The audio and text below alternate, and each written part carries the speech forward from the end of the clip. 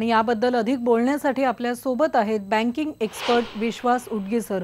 विश्वास sir, आपण बघितलं की सामान्य माणूस ज्याचं मोलाचे पैसे म्हणून हातात घेतो हा पैसा खोटा ठरतोय आणि कागदाचे तुकडे उरतायत, कारण तो त्या नोटा ज्या आहेत त्या खोट्या नोटा आहेत असं सिद्ध होतंय। काय काळजी घेतली पाहिजे सामान्य व्यावसायिकाने, सामान्य ग्राहकाने? मुळात सामान्य माणसांना रिझर्व्ह बँक ऑफ इंडियाने हा जो काही निर्णय घेतला आहे नोटा बदलून देण्याचा, त्याने काही त्रास होणार नाही आहे। रिझर्व्ह बँकेने एवढंच जाहीर केलेलं आहे की 1 एप्रिल नंतर या नोटा आम्ही बदलून देऊ आणि त्या बदलून देत असताना 10 पेक्षा जास्त नोटा जर तुम्ही आणल्यात तर आम्ही तुमच्याकडे आयडेंटिटी प्रूफ मागू, म्हणजे या नोटा विशेष करून तपासल्या जातील। या नोटा आजच्या घडीला रद्द करणं असा निर्णय झालेला नाहीये। प्रश्न एवढाच आहे की त्यांना एवढंच त्यांनी सांगितलंय आम्ही नोटा बदलून देऊ। आता हे सांगण्यामागचं कारण असं, सामान्य माणसांनी चिंता करण्याची मुळीच गरज नाहीये। त्यांच्याकडे ज्या नोटा येतात त्या रूटीन कोर्समध्ये, नैमित्तिक व्यवहारामध्ये रिझर्व्ह बँक ऑफ इंडिया आणि शिवाय प्रत्येक बँकेमध्ये जुनी नोट बदलून दिली जाते। क्लीन नोट पॉलिसी आली 2005 नंतर, त्या ठिकाणी एक असं धोरण आलं की नोटा ह्या नवीन असल्या पाहिजेत, कारण आत्ता जी बँकिंग इंडस्ट्रीमध्ये टेक्नॉलॉजी आहे ही अद्ययावत आहे। नोटा सॉर्टिंग मशीन्स आलेल्या आहेत, नोटा काउंटिंग मशीन्स आलेल्या आहेत आणि मुळात नोटा छापण्याची जी काही जागा आहे ही सिक्युरिटी प्रेस नाशिक म्हणून आपण समजतो, पण तिकडे फार कमी नोटा छापल्या जातात। मुख्यतः नोटा छापल्या जातात या क्लीन नोट पॉलिसी आल्यानंतर फार मोठ्या प्रमाणात युरोपातलं असं ठिकाण आहे की त्या ठिकाणी मल्टी कलर प्रिंटिंग होतं आणि finest of the fine printing त्या ठिकाणी होत असल्यामुळे तिथेच रिझर्व्ह बँक ऑफ इंडियाने मोठी ऑर्डर दिलेली आहे आणि त्या नोटा त्याच्यावरती कुठेही पिनिंग नसतं किंवा खेळा ठोकणा वगैरे असला काय प्रकार नसतो जो पूर्वी बँकांमध्ये असायचा, स्टिचिंग आणि वाइंडिंग आणि रबर बँड वगैरे वगैरे।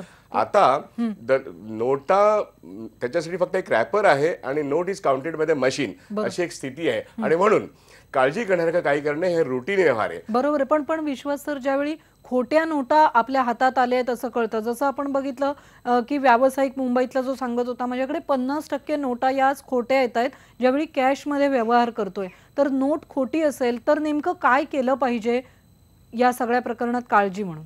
अगदी बरोबर आहे। आता खोट्या नोटा एरवी सुद्धा व्यवहारात येतात हे आम्ही बघतो। भारतभर ह्या सगळ्या नोटा वेस्टर्न बॉर्डर आणि ईस्टर्न बॉर्डरवरून येतात हे सर्वांना माहिती आहे।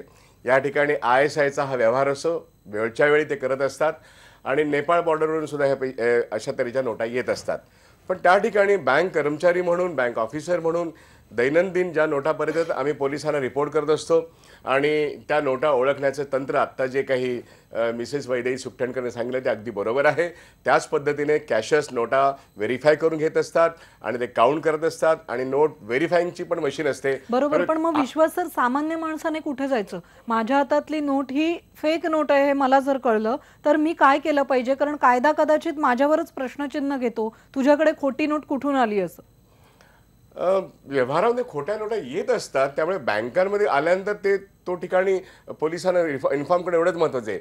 सर्वसामान्य माणसाच्या हातात कुठून येते हे शोध घेणं, इलेक्शनचा प्रोसेस जाहीर झाल्यानंतर किंवा अशी कोणतीही मोठी घटना या देशात होत असते त्यावेळेस विदेशी संस्था, ज्या गुप्तचर संस्था असतात त्या नोटा मार्केटमध्ये टाकत असतात। ते त्याच टाकतात असं नाही, तर या देशामध्ये सुद्धा फार मोठ्या प्रमाणात मनी लॉन्ड्रिंग करून जे म्हणजे त्या ठिकाणी अनेक रियालिटी इस्टेटमध्ये पैसे गुंतलेले असतात, सोन्यामध्ये पैसे गुंतलेले असतात किंवा IPL मध्ये गुंतलेले असतात, हे सगळे पैसे अनअकाउंटेड पैसा असतो तो मार्केटमध्ये येतो आणि तो मोठ्या प्रमाणात मार्केटमध्ये आल्यानंतर मग बँकांच्या प्लॅटफॉर्मवरून तो खपवण्याचा प्रयत्न होतो आणि म्हणून लोकांनी जागरूक राहावं की यासाठी रिझर्व्ह बँक ऑफ इंडिया हा स्टँड घेतलेला आहे। अन्यथा नोटा बदलून देणं ही दैनंदिन बाब आहे। आता इलेक्शन जाहीर झाल्यानंतर खोट्या नोटा बाजारात येणं हे अपेक्षित आहे। या निमित्ताने या देशातले जे चोरटे लोक आहेत ते आपल्या खोट्या नोटा बाहेर काढतायत आणि एका परीने खोट्या नोटा समजायला ही वेळ योग्य आहे आणि म्हणून रिझर्व्ह बँक ऑफ इंडियाने एक कॉशन म्हणून, एक सावधानतेचा एक इशारा म्हणून या तऱ्हेच्या सूचना दिल्यात। नोटा रद्द झालेल्या नाहीत। नोटा रद्द होऊन जर खरोखरच काळा पैसा बाहेर काढायचा असता तर कुठलीही डेट न जाहीर करता मोठ्या नोटा एका झटक्यासरशी सरकारने बाद केल्या असत्या, किंबहुना ती एक राजकीय मागणी आहेच। तर ब्लॅक मनी विरुद्ध फार मोठं ऑपरेशन सरकार करते वगैरे अशातला काही भाग नाहीये. पण या निमित्ताने ब्लॅक मनी जो येतोय तो आयडेंटिफाय करायला लागेल. बरोबर आहे. प्रश्न विश्वास सर, सामान्य जर माणसाचा तुम्ही नसून सांगताय तसं प्रश्न ज्यांच्याकडे खूप मोठ्या नोटा घराच्या तळघरात आणि बाथरूम मध्ये दडवल्या असतील किंवा वरती किंवा खाली, त्यांना हा खरा काळजीचा प्रश्न आहे. बरोबर. ज्यांनी हवालामध्ये कमवलेत, ज्यांनी काळा धंदा केलाय, त्यांना हा काळजी करण्याचा प्रश्न आहे, सामान्य माणसाला नाही. धन्यवाद.